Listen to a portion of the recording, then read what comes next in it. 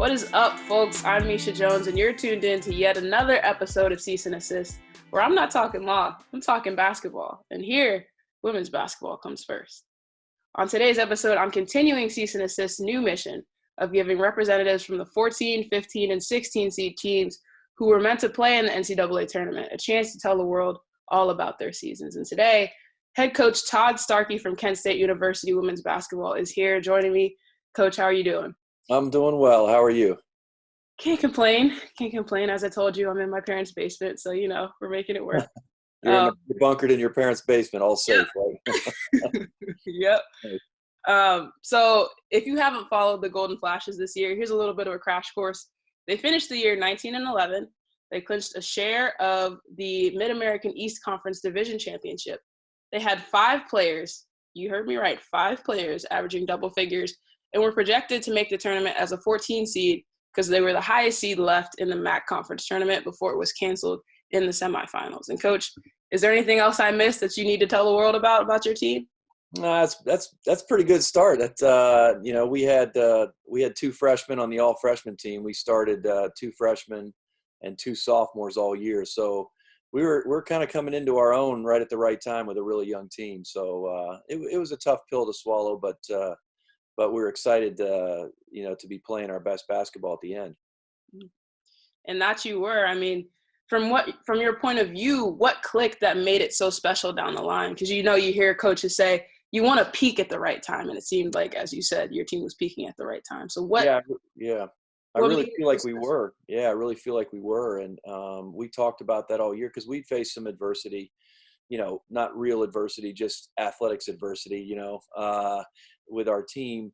But we also had some injuries that we had gone through. We lost a senior starter at the beginning of the year with an ACL. We had a 5th-year senior starter that was an all-conference player that missed a portion of the season with mono and a fractured thumb. And so we were really playing. There were times this year we were starting 3 freshmen and 2 sophomores. And there's growth that has to happen no matter how talented they are. It has to happen, through the ups and downs of a season. And so, we were experiencing some of that. We started the conference 0-2, and we were kind of sitting there like, what's this going to look like? And then we went 11-5 in the league the rest of the way. I think we won 8 of our last 9 and put us in position, to be playing really good basketball, and had a really good win over a team in Buffalo who had been kind of our Achilles heel the last couple of years in the tournament.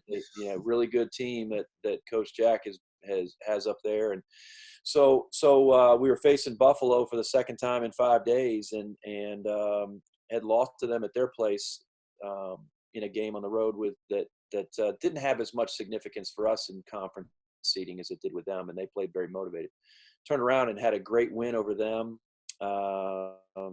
At Rocket Mortgage Fieldhouse in Cleveland, and in front of a crowd of about 200 people because we had to do a pass list only crowd. But it still was a great atmosphere. Our fans were great and came away with a win. And then all of a sudden, the brakes, you had to pump the brakes and everything was over. So that's a lot to take in. I mean, yeah. For any team. I did one of these with Coach Fisher from Campbell University last week, and he was telling me just, when the flip switches, the switch flips that quickly on a team, and you've had all that momentum, it hurts a little bit. But staying on the positive side for a moment here, what was your favorite moment from this year? Well, first thing I'll say, Coach Fisher's a good friend of mine, and I know he had a lot to overcome there. I've known Coach Fisher for close to 20 years now. So I tell you what, the thing that was most difficult for us is that our team came into the locker room after that win against Buffalo and were the most positive and confident that they've been all year. And then it was really a great feeling as a coaching staff to see this group really just fully believing in themselves and confident that we were, the other 3 teams those coaches would probably say they were in the same spot, but we really felt like, hey, number 1 and 2 had been upset in the first round. We were the highest remaining seed. We felt like we were playing the best of any of the remaining teams that were left. Like I said, I'm sure the other coaches would say the same thing, but for us to be in that place that you have prepared for since literally August, and you see it coming to fruition, and then all of a sudden, yeah, we're not going to get to finish what we started here. It was difficult, and especially for our seniors. But they take those things. This team has taken those things pretty well throughout the year, and they're a resilient bunch. It's a good young nucleus that we have on our team, and really high character players, and they were really upset by it, but they also all tried to put a positive spin on it and say, listen, we ended our season with a win, and most teams can't say that right now. True. So walk me through the moment you found out and how you told them that, NCAA tournament hopes, conference championship hopes, were no longer attainable. Yeah. And I think we weren't really even focused on the NCAA tournament at that point. This team really had gotten to a point where we're like, we're going to take this one game at a time and see what we come up with. And so our complete focus, our team's complete focus really was on playing Eastern Michigan on that Friday. We had won on a Wednesday night. We were the last game of the women's side that night. And Thursday is when all the men's quarterfinal games are played. Our men's team was playing that evening on Thursday evening. And so we were planning on doing the game day or the prep before a game on Thursday to have a light practice, a walkthrough of Eastern Michigan, and prepare the scout for that, training room stuff and that type of thing. And then watch our guys play that evening. We had the first thing that happened obviously was the NBA, Rudy Gobert at the Utah Jazz and all that. That kind of started the dominoes falling. The Ivy League was the first tournament to cancel completely, and then everybody was kind of talking, well, we felt like that was kind of a knee-jerk reaction, and that we were going to be able to at least get through conference tournaments. And then we started hearing that the men's tournament was going to be delayed by an hour. And then I finally got the call from our deputy AD and said, hey, it's over. And so I had to, let the team know at that point. And, there were some looks of shock and some immediate tears from some of the players. And it was just kind of like, is this real? Is this real life? Is this really happening? And I think the reality of what was going on around the country now hit home. It was personal, right? Because everybody had seen all the news reports and things that were happening overseas and then started to happen in the country. And now it was kind of like that's at a distance, right? Mm-hmm. Now it was personal. It was immediately affecting each and every one of our players. And so that's where I think the reality of just the gravity of what was getting ready to start happening around the country hit home with them, and it was emotional. Yeah. So what do you say to your team? Obviously you say, it's over, we're done, but what do you say to kind of help them put it in perspective? I mean, like you said, I would have been in shock. I probably would have been one of the ones with immediate tears if this was my season. But as a coach, you kind of take on the role of nurturer. You kind of take on the role of, a person that they care about and know cares about them. So how do you help them put it in perspective before, they scatter off to back home or wherever they're going to quarantine themselves? Well, I'm a big guy on quotes. In the middle of practice, sometimes I'll throw some quote, they make fun of me for it sometimes. Like, how do you remember all these quotes and say all this stuff? And we have quotes of the week or quotes for practice or things that I'll use for games to motivate them or give them perspective, and quotes about adversity, quotes about challenges, quotes about teamwork, quotes about leadership, all those different types of things. And I just told him, I said, listen, this is the time that you got to apply those things. It's easy to have those great thoughts and positive feelings and everything like that. when things are going well, but it's when you start to face some real adversity that it's time to apply those principles. And so that's what I talked about. I said, we're here for you. You guys are here for each other. It's not a great situation, but there are people in the country, athletes that are, quite honestly, you think about a player like Sabrina Ionescu, who came back to try and win a national championship and is winning every award and doing unprecedented things, and is on a path to try and win a legitimate chance at a national championship, and it's over. So we weren't the only ones going through something. There were thousands of athletes across the country that were in relatable situations. So they weren't alone, number one. Number two, the actual boots on the ground of this pandemic are the healthcare workers and people that are actually having to do those things, that they're in life and death situations. And that gives us immediate perspective that athletics are one thing, but it's not the ultimate thing that we have to think about. And that is to be with our families, to practice important health practices, to start social distancing, and to be praying for and thinking about those people that are on the front lines of fighting this pandemic. And that's where you can bring your perspective from. And they're a pretty level-headed group, and I think they immediately started thinking about some of those things. And like I said, I give them a lot of credit. They handled it as well as it could be expected.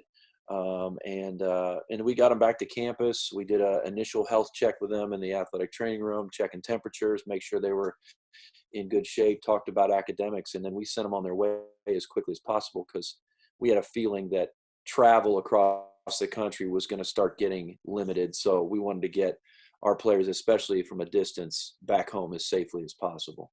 Wow. That was a long answer, but that was the details of what we were what we were in the middle of. It was kind of it's an unprecedented thing we're going through. So there wasn't a textbook, or there wasn't a chapter in the coaching manual on how to deal with pandemics, right? So you kind of just had to rely on your staff and the advice of people smarter than me, and just make sure that your players were safe, and that we told them we're going to reach out and stay connected, and we're going to get through it together.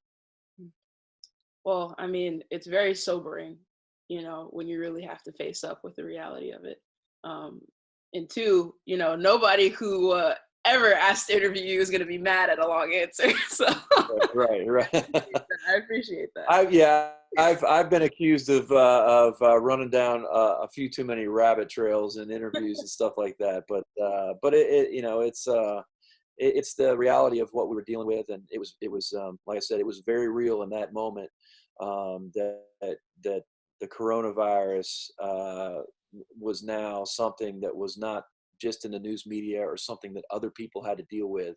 It was now on our doorstep, and that made it very real very quickly to our players and our staff. Mm-hmm. And it's complicated. I mean, it's unprecedented. It's complicated, but from what you're telling me, it sounds like you have, a young group, as you said, but also a very mature group at the same time, that they were able to take it in stride and kind of do what they could with it. But looking ahead, who knows what's going to happen for next season? I can't, pretend to have the answers about that. But looking ahead with the group that you have, do you foresee being in a similar situation, not with the pandemic, but with the season that you had? Because for mid-major teams, it seems like, having even a chance to be mentioned in the NCAA tournament, even if, if it was by qualifications or, whatever the other criteria is, for mid-majors to get there, it's always a huge deal. Or for mid-majors to have the chance to be there, it is. So, moving forward, do you see yourselves being able to do that? And if not, tell me a little bit about how different it is for mid-majors getting there versus the Ionescus with the Oregons. Right.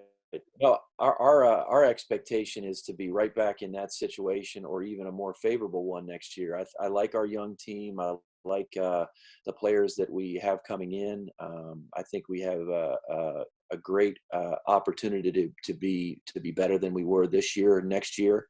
That's not to say we're not losing some stuff, but the expectation of this team moving forward is going to be even higher. And it's how they embrace that or how they deal with that. It's going to, just because the expectations there, you have the talent to be able to do something, there's no guarantee that you're going to be able to do that. So many things that can tip the balance between winning and losing. So, but I really like what our staff has been able to put together from a recruiting standpoint and where our young talent is. We've had two players on the all freshman team the past 2 seasons, so 4 players in the last 2 years, and so good young talent. Like you talked about the balance in scoring, 4 of those 5 players that averaged double figures were either sophomores or freshmen. So. So we feel very optimistic about it, and our expectation is to make a run for another conference championship. Hopefully more than just a division title, but a conference championship, an NCAA tournament berth, and see what we can get from there. So that's what our expectation is now. The landscape of what college athletics and basketball is going to look like moving forward, there's still a lot of question marks. There's a lot of predictions about what might look like. Are you going to have abbreviated seasons? I think the pivotal piece in all of this is what football is going to look like for college athletics. I mean, because sometimes we don't want to talk about it, but football from a financial standpoint drives so much of what happens in college athletics. And we as women's sports, a lot of what we are able to do are in conjunction with football and March Madness money and with Title IX. Those are the 3 factors that really affect the ability for us in women's athletics to have opportunities. And so those are things that are important, and all women's coaches and women's athletes and should be looking at what those key pieces start to look like over the next 2, 3, 6 months.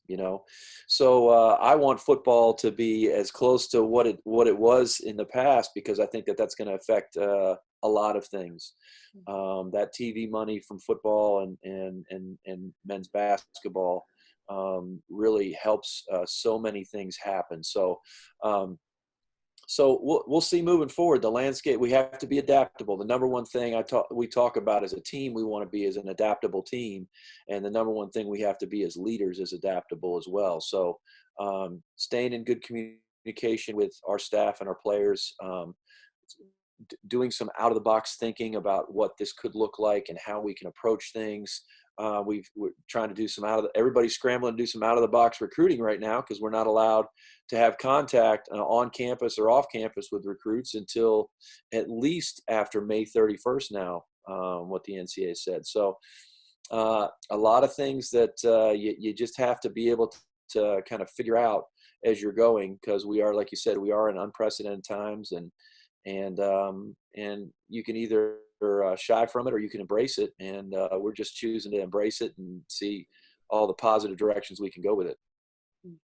Well, Coach, your mentality, it seems like the right one for a situation like this, and I look forward to, even though we don't know what the future is going to look like, I look forward to following your team in the future and seeing, what you and what the group is able to do. So thank you for joining me and for indulging me in this conversation. I really appreciate it. No, it's great. I always like talking about Kent State women's basketball and the opportunity I get, and then obviously in support of women's athletics, and it's been a phenomenal thing to see what like our conference in women's basketball is just phenomenal. Our coaches in our league, the Mid-American Conference, great coaches, really high level players, and I don't think we get enough attention, to be honest with you, or respect. There's these teams. There's a lot of Power Fives that don't want to play the teams in our league in non-conference play because we're winning some of those games. So it's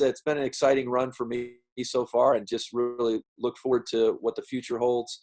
And I appreciate you having me on. Yeah, I just hope that this can start to give you and the conference, the attention that you duly deserve, the seasons and the teams that you have. So Thank you again. You all can follow Coach on Twitter at Todd Starkey33. And you can follow me at MISHVJRNALIST. Stay tuned for more Cease and Assist. I'll be posting all these videos to my YouTube account, and I'll have more for you soon. So take care. Thank you again. All right. Go Flashes.